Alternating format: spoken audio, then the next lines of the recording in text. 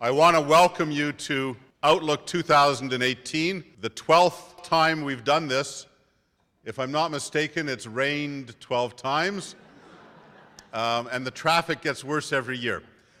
We're not responsible for either one of those things. We can't help it, but it's the time of year when we take stock of what's happened in 2017. We look forward to what we might expect in 2018. I want to say a word about fortune telling. We're not really great fortune tellers. Nobody is. We try and forecast to the best of our ability what's likely to happen, but of course, we have no crystal ball. We have no special insight into all the random events that can happen in the world that can affect the markets and throw even the best calculated ideas into the dustbin of history.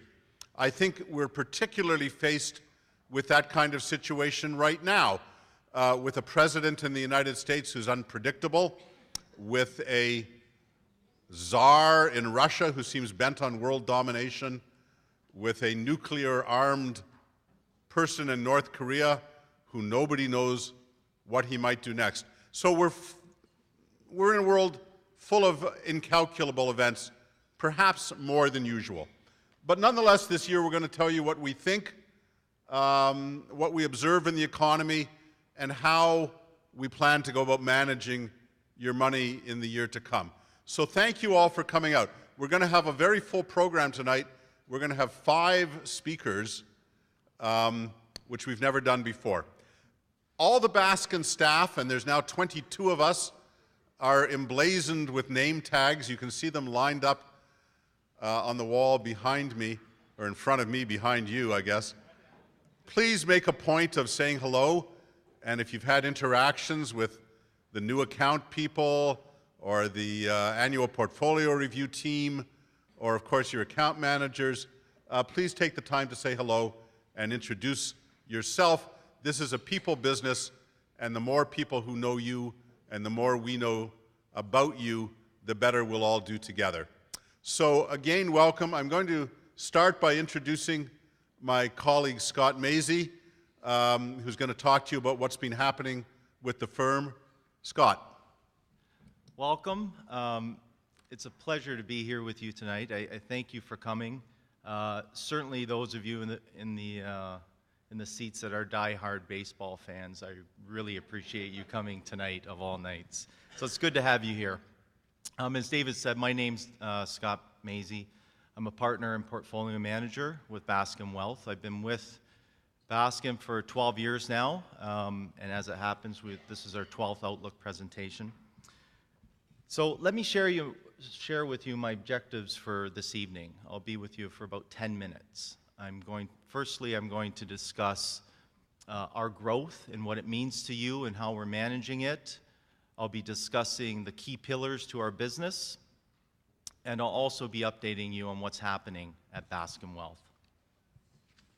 So let me take you back to February 8th, 2017. Does anyone remember what was happening in that day at all? It's 8 months ago now. In Toronto, it was freezing rain, and all the buses, school buses, were canceled across the GTA. The headlines in the papers that day were dominated by, you guessed it, the US president. The TSX closed at 15,554, and the Dow closed at just over 20,000. Meanwhile, back at our office, something very significant was happening. Feb 8 was the day that Baskin Wealth eclipsed $1 billion in assets under administration, or AUM. That number has since risen to 1.1 million today. So if I can have you turn to page 2 in the booklet, you'll see that there's a bar chart there showing our AUM over time. You can see that there's a clear, very strong growth pattern from 2004, where we started with about $100 million at that point and grown it to where we are today.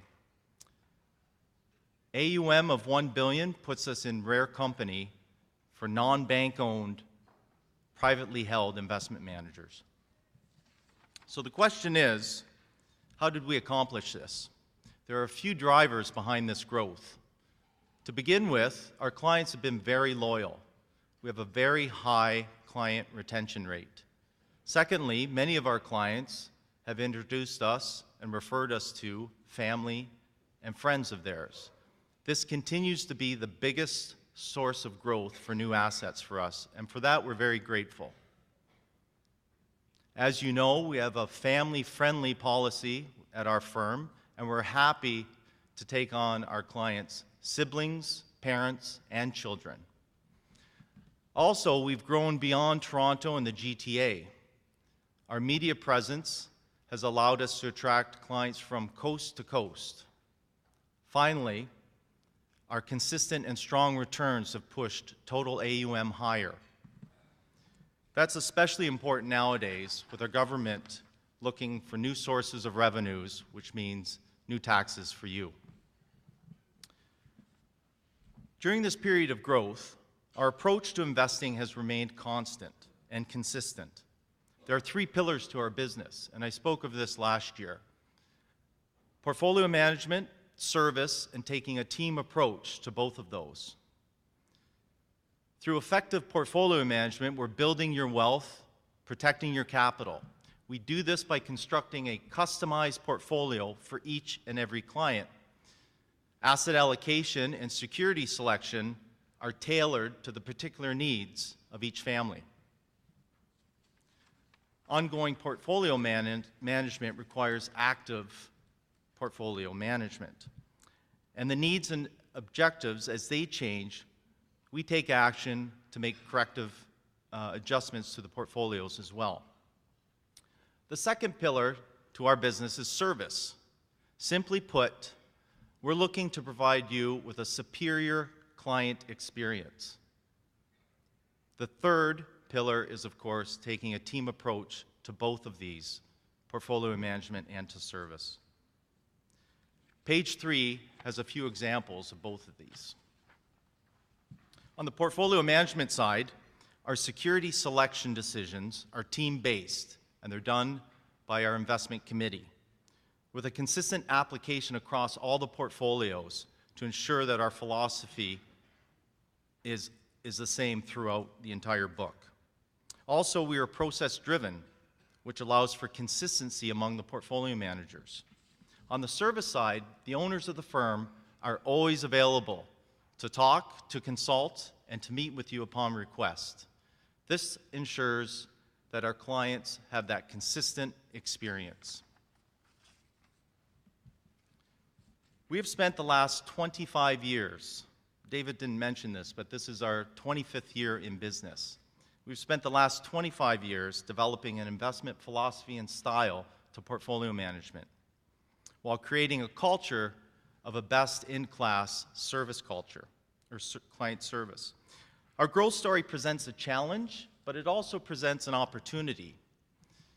Of course, the challenge is how to stay true to our investment philosophy and style and maintain a focus on our service culture. The opportunity is to utilize the additional resources that are made available to us by our increased asset growth and invest those back into the business. We are committed to doing this. We have invested in our space.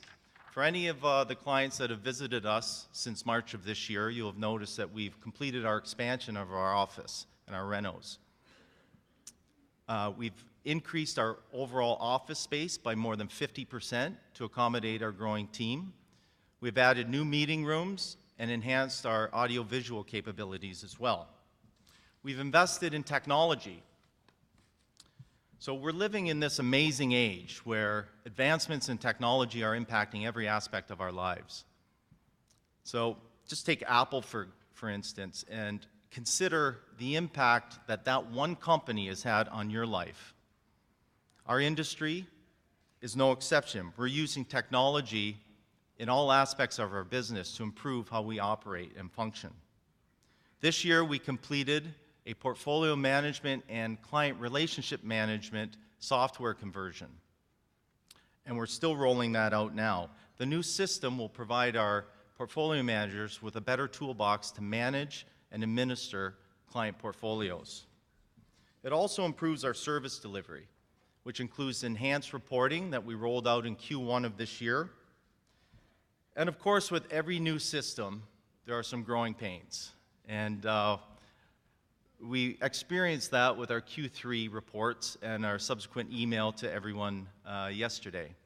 Of course, when this happens, we take it very seriously, and we're committed to minimizing these growing pains and ensuring that they're corrected as soon as possible. Longer term, we're looking to move towards a paperless office and provide an online client portal that you'll be able to log into to see your information from us. We're also investing in our team. So as much as technology has been a powerful tool for us to leverage our human assets, our business is about relationships. Therefore, as our assets have grown, our team has grown. As we grow, our ability to attract top talent has also increased. We continue to add depth and expertise at every area of our business, and we now have over 20 full-time staff. In fact, later this evening, you'll hear from two of them, Benjamin Klein and Ernest Wong, two members of our portfolio management research team, will be speaking tonight as well. We have a dedicated trader, Gord Thomas, who has centralized all of our trading activity. We've also added depth at our compliance team, as our regulatory burden has grown year over year and become more complex. Chris Balla is our new compliance manager, and he comes to us with experience from both the industry and having spent time at our regulator, the OSC. Finally, I'm pleased to tell you that in September of this year, we hired our first Chief Operating Officer, Rob McDonald. Rob, if you could come join us on stage. He previously worked in a senior capacity at one of Canada's largest banks. So I'd ask you to please join me in welcoming Rob to our Baskin team.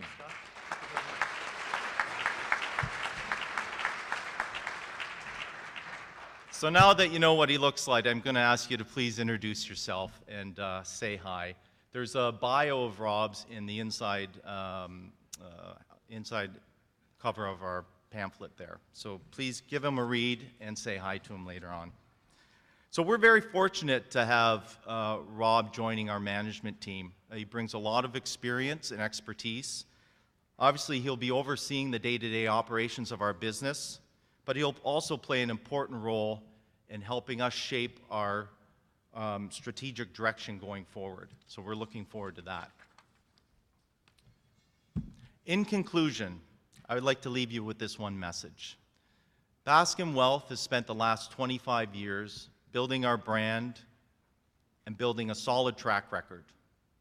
We're very excited and we're very energized to continue this journey with all of you. Thank you.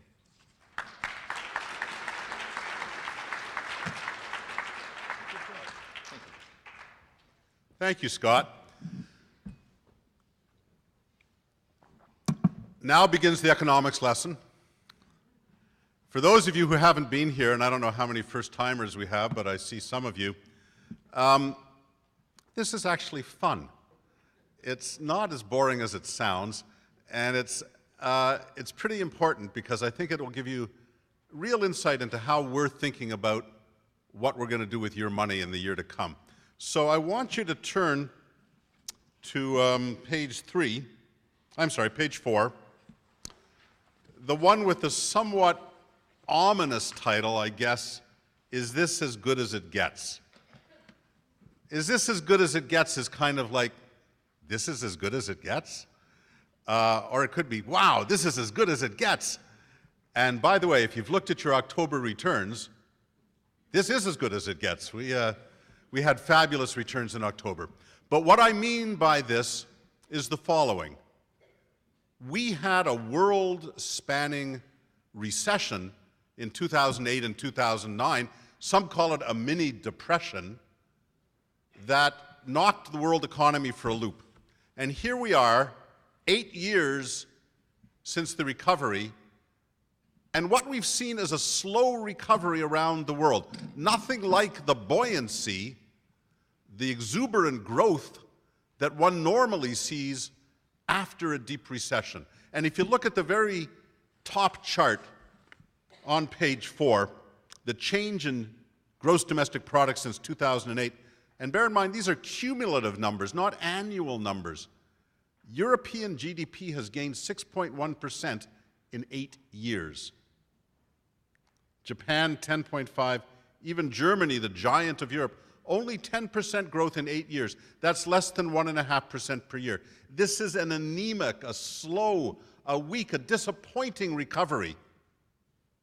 But this might be as good as it gets. Now, those of you who were here last year will probably remember, since my words are etched upon your hearts, that we spoke a lot about demographics and the fact that the developed world is at a place where there are more and more retirees every year, fewer young entrants to the workforce, more and more people who are no longer participating in an active way in the economy, and that this has constrained growth. So perhaps it's not surprising that we've seen this anemic recovery around the world. I want to remind you how bad things were 8 years ago. And if you look at the chart on the bottom of page 5, the one with those sort of loops on it, each of those lines represents a level of unemployment.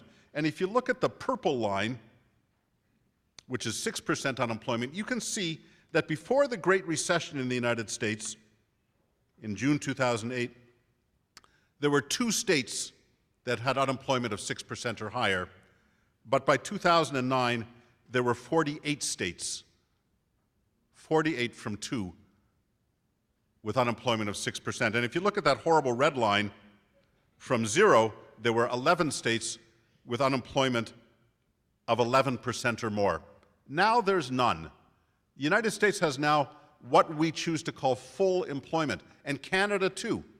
Canada has, if you look at the chart on the top of the next page, the best unemployment that we've had for decades. Take a look at that chart on the top of page 6. Canada's official unemployment rate is 6.2%. Economists think that there's a full employment number beyond which most economies can't go. And I'm going to teach you a new name for some of you who aren't economists. Last year, do you remember we talked about TINA? Who remembers TINA last year? Nobody? Perhaps my words are not etched on your hearts. TINA stood for There Is No Alternative, and we talked about the fact that we had to buy stocks because there was no alternative. The person I'm going to teach you about this year is called Nehru, and he's not an Indian gentleman. Nehru stands for the non-accelerating inflation rate of unemployment, and it's the notion simply that once unemployment gets down to a certain level, every new job comes at the cost of accelerating the rate of inflation. And if Canada is at 6.2%, if the government decided it wanted to push unemployment down to 6%, the only way it could do that is with a trade-off by having higher inflation, because the only way to lure more people into the labor force and get jobs is to pay them more money. This would cause wages to rise, which would cause inflation to rise. And this is encapsulated in the very pretty little chart at the bottom. Well, it's pretty if you're an economist. Look, the very neat little chart at the bottom of page 6 called the Phillips curve. And here's the notion. Point B on that curve says that if you're a place in your economy where there's 7% unemployment and 2% inflation, if you want to get to 4% unemployment, you're going to end up with much higher inflation on this curve, 5%. This is what the Federal Reserve Bank in the U.S. is worried about. This is what Polos at the Bank of Canada is worried about. This is what the Europeans are worried about. Is full employment going to cause inflation, and therefore must we combat that by raising interest rates? Well, ladies and gentlemen, my big message tonight, and this is the biggest takeaway of what I'm going to talk about, is that I no longer believe in the Phillips curve. I believe that demographics, the maturing of the developed world workforce, has supplanted the Phillips curve, and we are no longer in a situation in which full employment will cause more inflation. And I'm not just saying this, I've got some proof. Look at the graph on the bottom of page 7. This is wage growth in the major developed economies of the world. And I don't know if you can see it clearly in the poor light, but basically the message here is, even though we're in the eighth year of the economic recovery, wage growth in all the major economies is around 2% per year. We're on that place in the Phillips curve that economists believe should be raising inflation, but wages remain low. Why is this? Well, partly it's demographics, partly it's the phenomenon of what in the United States is called discouraged workers. These are people who were employed prior to the Great Recession, but who've never come back into the labor force and are not actively looking for work. If you look at the graph on the page, top of page 8, you'll see that participation in the wage economy has never recovered to the level of 2007. That's a significant drop in the United States, 10 to 12 million workers who might have been working but aren't. Every time wages go up, it lures more of those people into the workforce, and they're prepared to work at low wages, and therefore there's no wage inflation. That's one factor keeping inflation damped. Let me tell you another factor. This is the one that has Donald Trump so exercised. I wager that virtually every man in this room is wearing a shirt that was manufactured in Bangladesh, Pakistan, India, Thailand, Malaysia, or Vietnam. That's where the textile industry has migrated to. If you look at the little chart at the bottom on page 8, those numbers show you the extent to which manufacturing has migrated to emerging economies, where the wages are much lower, the working conditions in many cases are much worse, but they can certainly sell you a shirt cheaper than if it were manufactured in Cambridge, Ontario, or Charlotte, North Carolina. At the same time, robotics and automation has changed manufacturing forever in the developed economies. And the chart on the right-hand side of page 8 shows you the line ascending is the output of manufactured goods. The line descending is the number of people working in manufacturing. Output's going up, workers are going down, they're being replaced by machines. That, my friends, is anti-inflationary. It's deflationary. But there's another factor which we've never seen before, and it's related to online selling. Everybody, I think, knows in this room how Amazon has disrupted the retail marketplace, and I'm sure most people here have bought something online at one time or another. But I don't think we recognize the impact this has had on retail prices. Look at the large chart on page 9. The vertical line is the zero line, the line at which prices haven't changed. And every dot to the right of that line is a category of goods in which prices have increased. If it's to the left of that line, prices have decreased. Here we are in an economic expansion that's lasted 8 years. Look at the goods for which prices are decreasing. Now think about that. Obviously, decreasing prices are by definition deflationary. Couple that with the impossibility of raising wage rates because of discouraged workers and demographics, and what we have seen is high employment but low inflation in all the major economies, and that's what we see in the 3 line graphs on page 10. Essentially, all of the big economies have inflation well under 1%.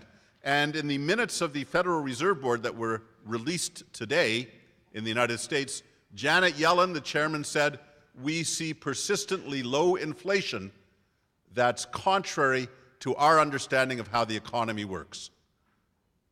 We haven't seen this before. It's new.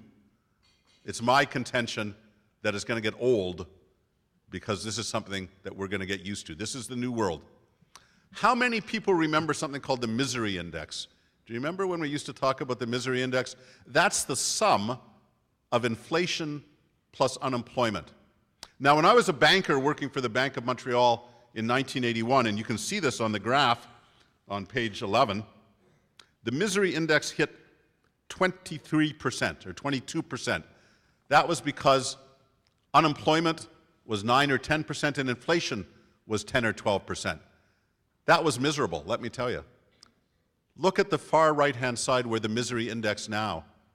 Unemployment around 4 or 5%, no inflation to speak of. The misery index is essentially at or near a post-Second World War low. My friends, what I'm telling you is this may be the new reality. We may not have to worry about inflation much because of these various factors. So let's assume for a moment that I'm right. Let's assume that inflation is no longer the thing that central banks have to worry about, the big problem that it was for years and years. What are the implications of low inflation going forward? Well, for one thing, interest rates are basically a sum of two things: the inflation rate plus the real return over inflation that lenders demand. Take a look at the chart on the bottom of page 12. This is perhaps the most startling development in the entire post-recession period. These are the real interest rates in Europe. You'll notice one thing. They all start with a minus sign. Lenders in Europe are prepared to accept negative real returns on their money. In other words, after inflation, they're getting less than zero. In Canada, the 5-year Canada bond, which pays, it got down to as low as 61 basis points. It's now up to, I think, what, $1.30? $1.60, 1.6%. Inflation in Canada is running around 1.6, 1.8%. If you buy a 5-year Canada bond, even before taxes, you're accepting a zero rate of return, but you're ahead of the Europeans because they're accepting negative returns. So what does this all mean? We have a very good graph, for which I congratulate my colleague Ernest Wong, on page 13, and it's an equation. The equation is pretty simple. It says low GDP growth, which is what we're experiencing, plus low labor force participation results in low wage growth. We've seen that. On the right, online sales, the new Amazons and others, plus global competition equals falling consumer prices. Put those two together, low wage growth plus falling consumer prices, you get low global inflation. And finally, low inflation plus lenders prepared to accept low real rates of return means very low nominal interest rates. And I like the cartoon at the bottom. You can see that Uncle Sam's head is up above the ground on the 10-year bond at about 2.5%. The German 10-year yield is getting underground, and the Swiss are so deep in the hole you can't even see them. This is the reality right now. Interest rates worldwide are low, and my feeling is there's no real reason to think that they're going to rise much, at least not in the next few years or until something changes. So back to TINA. TINA stands for there is no alternative. I don't know about you, but I don't want to invest my money for a negative real return. I'm not that interested in giving the government of Canada my money for 5 years and getting 1.6% and then getting taxed at 53% on that and then having it eroded by inflation. It's not interesting to me, so I have to find something else to do with my money, something that is not putting it in a term deposit or buying a 5-year government bond. I have to find something else, and for us, that something else means buying good quality companies. So I'm going to yield the floor to my colleague Barry Schwartz, who's been with me 17 years, I think. And he's going to tell you how we go about picking those companies that we invest in for you. Barry. So I'm going to draw your attention to page 14. And we'll start there. Can you hear me? Over the past 9 years, the S&P 500 has climbed from a low of 666. We don't want to remember 2009, but I'm bringing it up, to almost 2,600 today. However, for those of you that think that it's been an easy ride, we have to remember that we've had 2 corrections, Donald Trump, North Korea, a Brexit, Greece almost going bankrupt, Spain and Portugal almost going bankrupt. We had a flash crash, try saying that 10 times fast. We had a nuclear disaster in Japan, and did I mention Donald Trump? So, we hear it a lot. Why in the world is the market at an all-time high? How can it possibly be with all these worries going on? And the answer is pretty simple. Corporate profits. Corporate profits are at record highs, and stock prices follow corporate profits. Many pundits have told us that the market is expensive, and we agree. Take a look at the chart on page 14. You can see that the S&P 500, which is the best diversified index in North America, isn't trading at cheap levels, although it is nowhere near the expensive levels that we saw during the late 1990s and early 2000s. However, asset prices should only be discussed in context of relative valuation. And what I mean by that is a discussion of relative valuation begins and ends with the level of current interest rates. And ladies and gentlemen, we have a special guest here, and he's going to give us a few quotes. His name is Warren Buffett. Here he is.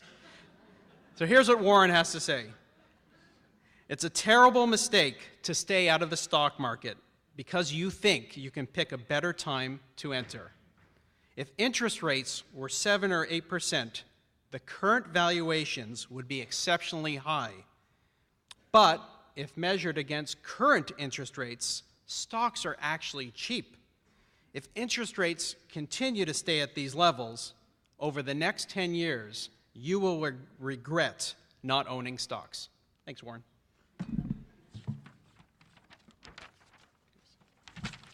If we buy a 10-year government bond for your portfolio, in the US, we will get about 2.5% a year. And that, of course, as we mentioned before, that's before fees, taxes, and inflation. We're not so sure that investing money for the next 10 years to get our money back is a smart investment. Compared to bonds, the S&P 500 should deliver an earnings yield of about 6%. Plus, we get inflation protection and a potential for rising dividends. We think it is highly likely that a diversified portfolio of dividend-paying companies will outperform bonds over the long run. I checked today, the Royal Bank of Canada is offering to sell you a GIC, a 5-year GIC, not redeemable, that pays 1.6% a year. Is it any wonder that the stock market continues to go higher? However, when we build your portfolios, we buy companies for you one by one. By allocating your capital to individual names, we're able to pick the companies that we believe are undervalued and avoid companies and sectors that are overvalued. At last year's Outlook event, I walked you through the checklist that we used to find our investments. So that checklist is at the bottom of page 15. The 19th century mathematician Carl Jacobi believed the solution to hard problems was to work backwards. His famous quote is, "Invert, always invert." In this spirit, we think it is just as interesting to talk about companies that we avoid buying for your portfolio. On the top of page 16, you can see a copy of the inverted checklist. We avoid buying companies for you that don't generate free cash flow. We avoid buying companies for you that don't operate in stable industries. We avoid buying companies for you that don't have the ability to increase prices. While we don't get every stock right, Highliner, Cineplex, the regular and inverted checklists help keep us away from many poor investments. At last year's Outlook event, we talked about a number of investing themes that we believe will offer many years of growth. If you remember those themes, they were experiential consumerism, which is people looking to spend money on out-of-home experiences, healthcare, which is benefiting from the aging population, and big technology, which are investing in the leaders of the future that are changing the world today. This year, we are going to give you some specific examples of investments that we have made for you in these areas. Not every security that we are going to talk about tonight is in everybody's portfolio, given the wide range of goals, risk tolerances, and timing of when clients began with us, but we'll give you a general sense of the names that we're investing in. I'd like to introduce to you our lead analyst, and his name is Ernest Wong. Ernest has been at Baskin for the past 2 years. He is very thoughtful, he's articulate, he's opinionated. However, these are wonderful characteristics of an analyst.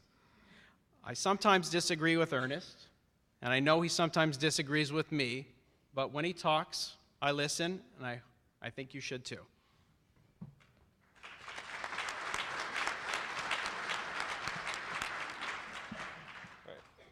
Thanks, Barry. So the joke in the office is that all of the stocks that go up were his picks, while all of the ones that go down are my picks.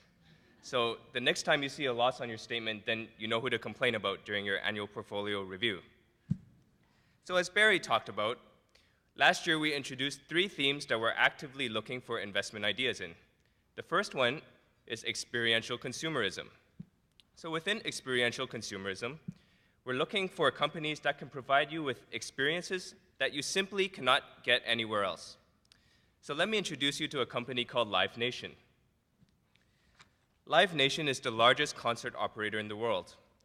Last year, they hosted 71 million fans at over 26,000 events all around the world.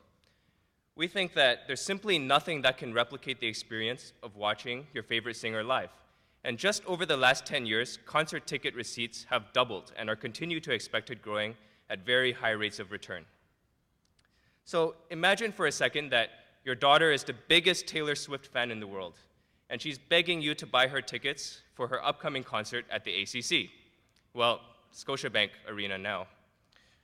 Most likely, Taylor Swift is going to choose Live Nation to promote her tour. Why is this? It's because Live Nation has promised Taylor Swift that she's going to receive 100% of the proceeds from her ticket sales. What's more, because Live Nation controls a vast network of venues all around the world, Taylor Swift can book a global tour with just one phone call. So you might be wondering, if Taylor Swift is receiving 100% of the ticket proceeds, how does Live Nation make money? Well, here's the catch. Live Nation owns Ticketmaster, and a condition of Taylor Swift's contract is that she has to use Ticketmaster to distribute her tickets. And anybody who's ever used Ticketmaster to buy a Leafs ticket or a concert ticket would immediately understand what a profitable business this is. So while Taylor Swift gets 100% of the face value of the ticket, Ticketmaster will charge you a service fee, a venue fee, a convenience fee, and a delivery fee. And what's more, if the concert was held at one of Live Nation's 120 leased or owned venues, Live Nation will also sell your daughter a $15 beer and a $50 t-shirt. At the same time, sponsors are increasingly willing to showcase their brands and products in front of all these fans at the concert. So as a result, Live Nation's business acts like a virtuous circle. As more and more artists choose Live Nation gets more fans and gets more sponsorships, and they're able to acquire more and more venues, which adds to their network. We think that profits and the share price will respond accordingly. So the second theme that David introduced last year was healthcare.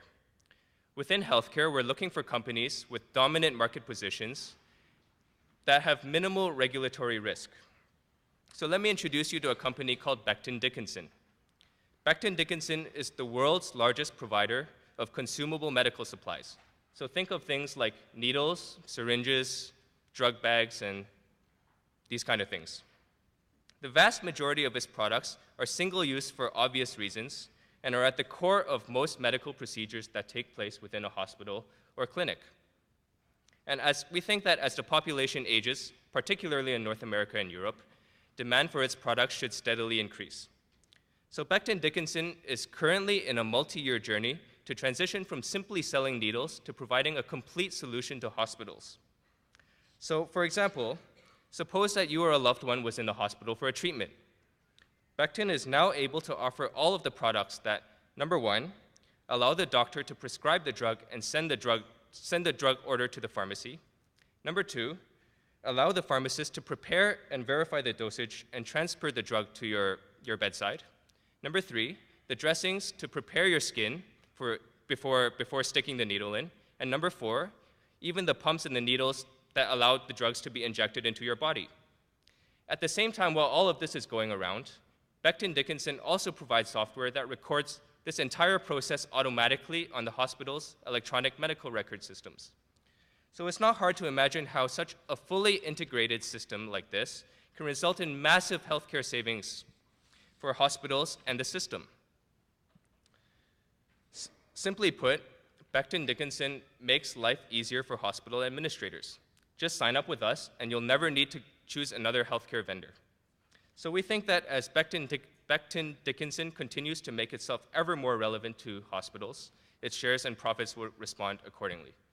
And with that, I'll pass it back to Barry to talk about the last theme and an investment we've made in technology. Thank you, Ernest. The last theme that we're going to talk about is technology, and I'm going to talk about Facebook. Facebook actually reported earnings tonight, and they were fabulous. And many of you know Facebook has created one of the most amazing networks the world has ever seen. There are over 7 billion people on this planet, and 1.2 billion people are checking their Facebook accounts at least once a day. And I believe my wife is, are you looking at Facebook right now? Put it away, okay. You should know that Facebook has 2 billion users, active users across all of its platforms. It also owns WhatsApp and Messenger. And that's more than the population of China. That's greater than any religion. It's just an amazing network. 5 years ago, Facebook acquired a company, paid $1 billion to acquire a company called Instagram. Instagram is a company at that time that had no revenues and 19 employees. So what the heck was Mark Zuckerberg thinking when he acquired the company? Well, today, Instagram has over 400 million daily users who upload 95 million pictures a day. Cheryl, are you uploading a picture right now? Stop it. Okay. Some believe that Instagram may now be worth as much as $100 billion. That's the greatest acquisition the world has ever seen. At the moment, Facebook makes its money exclusively from advertising. Global advertising is a $700 billion market, and Facebook only has a tiny slice. The two dominant companies in digital advertising are Facebook and Google, Alphabet for those who own it in their portfolios. And you can see on the top of page 20, or big chart on page 20, that Google and Facebook are absolutely crushing the competition in digital advertising. Amazon has your credit card info. Apple knows what apps you like to download. Google knows what you search for. But nobody knows you like Facebook knows you. As soon as you join Facebook, it starts to learn everything about you. What you look like, what you like to wear, how many kids you have, where you go on vacation, what you buy, when you buy, how often you buy. Get it? And best of all, you are giving Facebook all this valuable data for free. It's an incredible platform. Facebook has also started to build a competitor to YouTube and is branching out and trying to monetize its other platforms. We believe Facebook is just getting started. In our opinion, Facebook's runway for growth is massive. We expect Facebook to show double-digit revenue and earnings growth for at least the next 5 years. And even with the recent run-up in Facebook's stock price, we still believe it trades at a reasonable valuation compared to its unbelievable potential growth rate. So that's it for me. I want to introduce my colleague, Benjamin KLEIN. Benjamin has been at Baskin since 2013. He's now, since 2016, he's been an associate portfolio manager. Many of you have met Benjamin during your annual portfolio reviews. Aside from caring deeply about our clients and being extremely knowledgeable, he's also the starting center for Baskin's basketball team. I'm going to speak briefly about a topic that's very much in the news these days, Bitcoin as well as blockchain and cryptocurrencies in general. First things first, what is Bitcoin? Bitcoin is a digital asset or cryptocurrency that operates using a very clever new financial technology called blockchain. Bitcoin does not have any physical equivalent, like coins or bills. It exists only as a digital file on the cloud network, which you can access using your computer or smartphone. There are thousands of different cryptocurrencies in existence, but Bitcoin was the first. It's also the largest and the most well-known. Bitcoin can be used at some businesses, and you can also exchange it for other cryptocurrencies or for conventional currencies. The blockchain technology allows Bitcoin to be traded quickly, anonymously, securely, and without transaction fees. It's not linked to any bank or government, and it's difficult to regulate and nearly impossible to trace. Over the last 2 years, as you can see from the chart on page 21, Bitcoin has skyrocketed in price from about $430 US on January 1st, 2016 to over $6,000 US today. So what's the catch? Why aren't we investing in Bitcoin? In our view, there are 3 main issues with investment in Bitcoin. Issue number 1, Bitcoin is very volatile as it has no real-world value which is backed by law. In Canada, the paper, or polymer, on which currency is printed has no tangible value. But the government ensures that holders are able to use it in financial transactions, purchase of goods and services, settlement of debt, and payment of taxes. That's the definition of legal tender. Since Bitcoin does not have any government or any other body backing its value, it is not legal tender.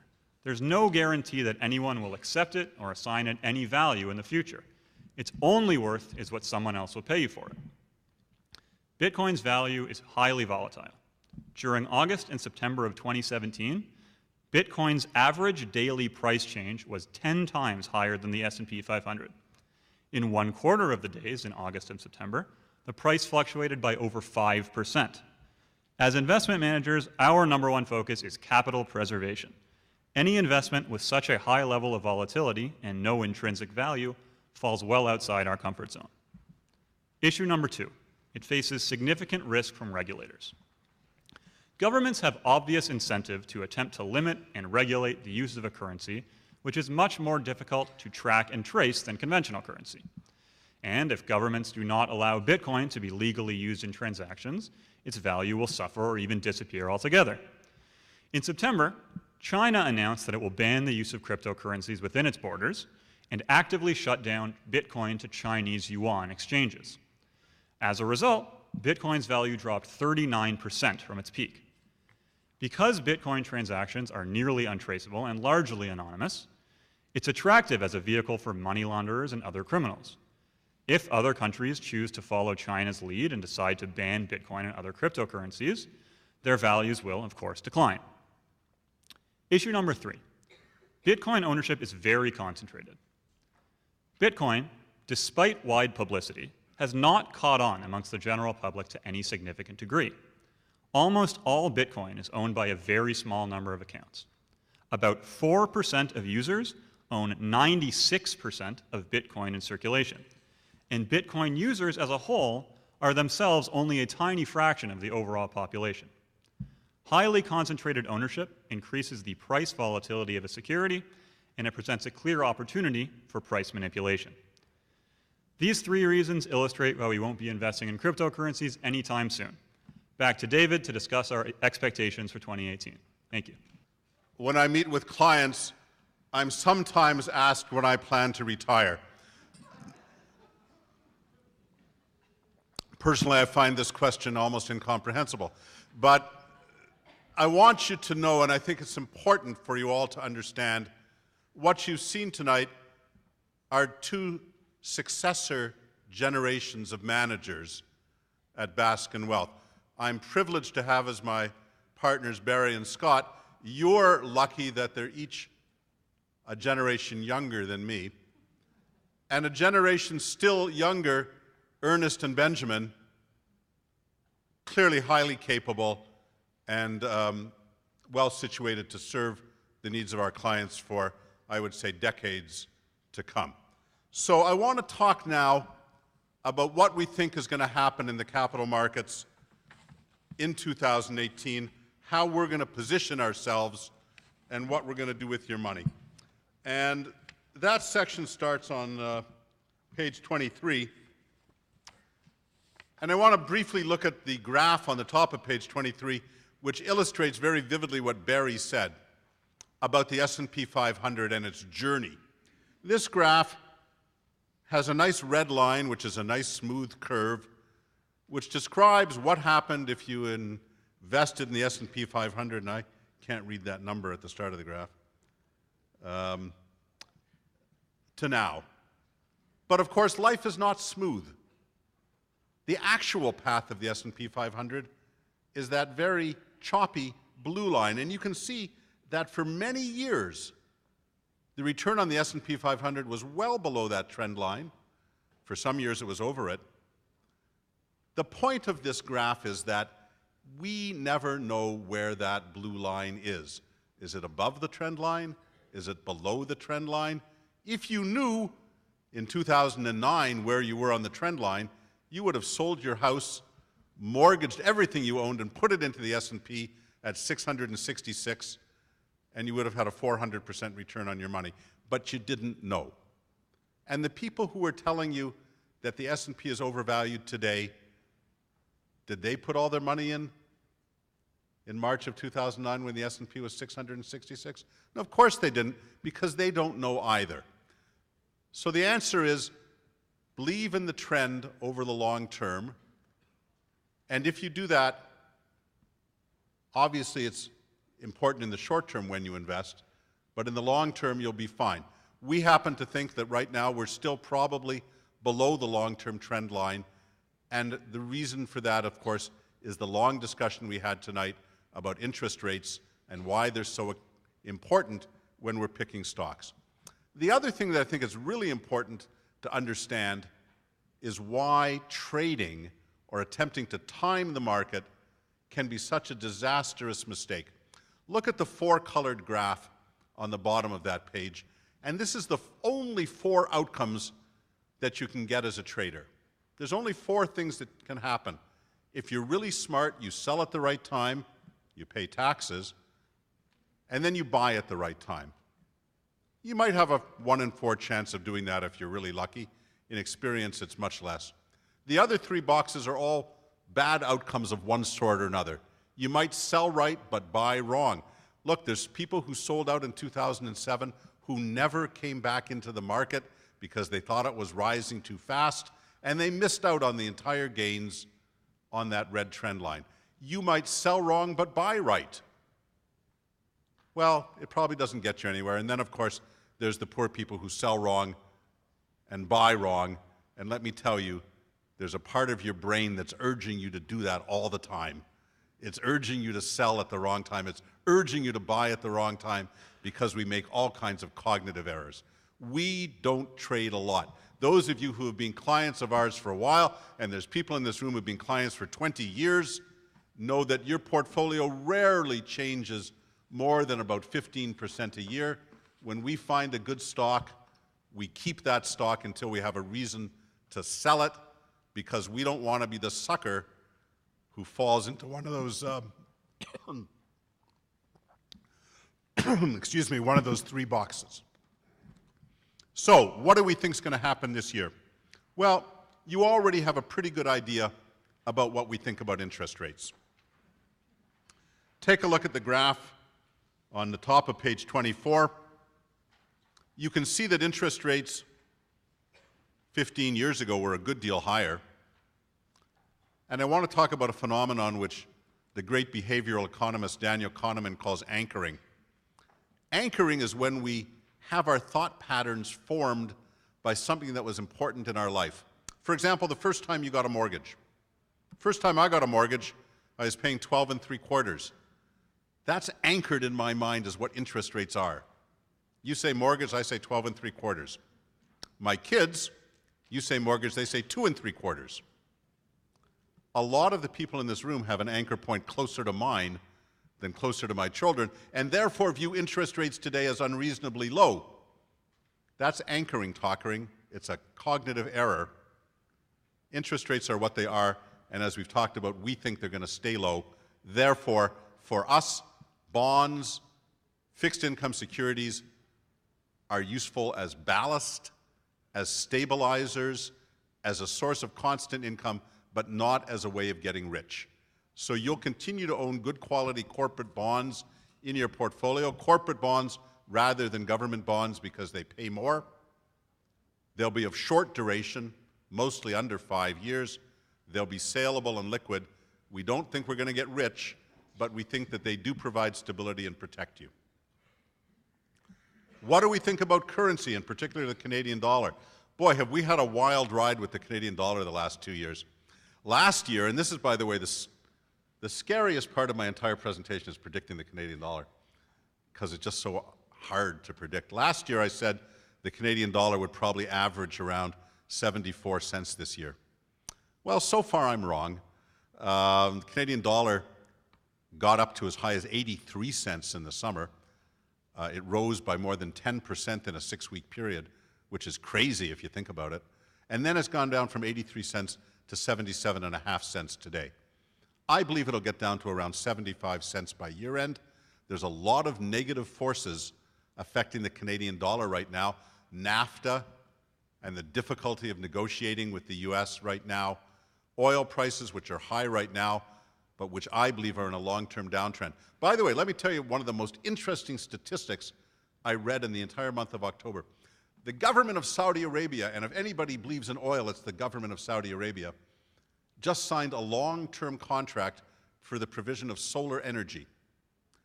And they paid 2.7 cents per kilowatt hour. Anybody know what we're paying for electricity in Ontario? Approximately 3.5 times that much.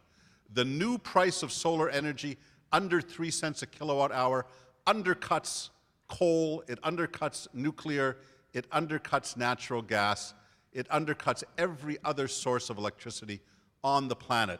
It's a deflationary force, and ultimately it will doom the oil sands to obsolescence and non-profitability, and it will put coal out of business, and nobody is much building nuclear plants anymore.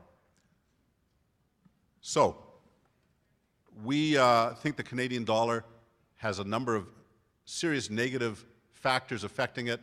We're not hesitating to buy US stocks when the Canadian dollar is over 75 cents because we think the currency will work in our favor. If the Canadian dollar gets under 70 cents, we certainly won't be buying US stocks because we'll think it's undervalued and too risky. And by the way, many of you will have noticed for the first time an international exchange-traded fund in your portfolio. We're starting to buy the rest of the world with our strong Canadian dollars right now. What do we think about Canadian stocks? Most of our portfolios, the equity portion is about 60 to 70 or even 75% Canadian. There's reasons for this. Canadian stocks benefit from the dividend tax credit. In non-registered accounts, those dividends therefore get taxed at a lower rate of return. We know Canada and we understand it very well. And there's some industries in Canada that frankly don't exist in other countries. The Canadian banking system, for example, is an oligopoly. There's only 6 providers in the entire country. They got a good thing going. They don't get into price wars. There's only 4 phone companies in Canada, effectively speaking, although they appear to compete, and you may get phoned by Bell or Rogers or TELUS tomorrow. They have a pretty cozy relationship, and they make sure that they're all nicely profitable. We want to own these industries. We want to own Canadian stocks. But our real thing we want to do in Canada is own dividend growers.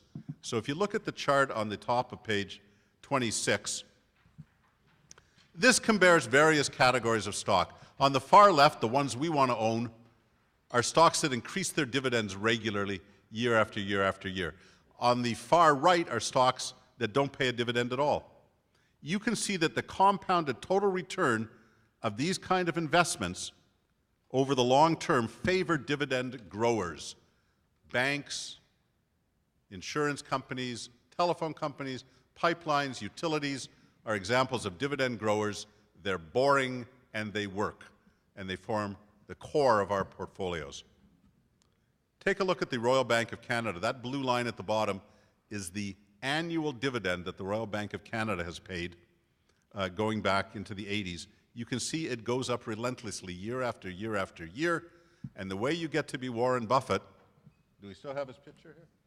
The way you get to be Warren Buffett is to buy the Royal Bank of Canada when it pays a dividend of 40 cents and still own it when it pays a dividend of $2.40.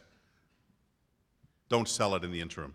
So we're going to keep buying those core Canadian stocks, particularly dividend growers. The U.S. for us is a different situation. We look to the U.S. for growth. And the three areas that we talked about last year and which Ernest and Barry talked about, experiential consumerism, healthcare, big technology, continue to be areas of focus for us because we think that's where the growth in an anemic growth world is going to come from. So we want to own those stocks. Are we buying Tesla, which, by the way, declared a loss today of $600 million for the quarter and burned $1.4 billion of cash for the quarter? No. Why don't we buy Tesla? Because it's unproven, unprofitable, and uncertain. Why do we buy Facebook? Because it is profitable, it is proven, and much less uncertain. We're going to buy good quality stocks with a growth profile in the United States. So that's, ladies and gentlemen, our presentation for tonight. I hope you found it interesting, and I hope you'll join us all outside for a light dinner, and we're all going to be available to answer your questions. Thank you very much.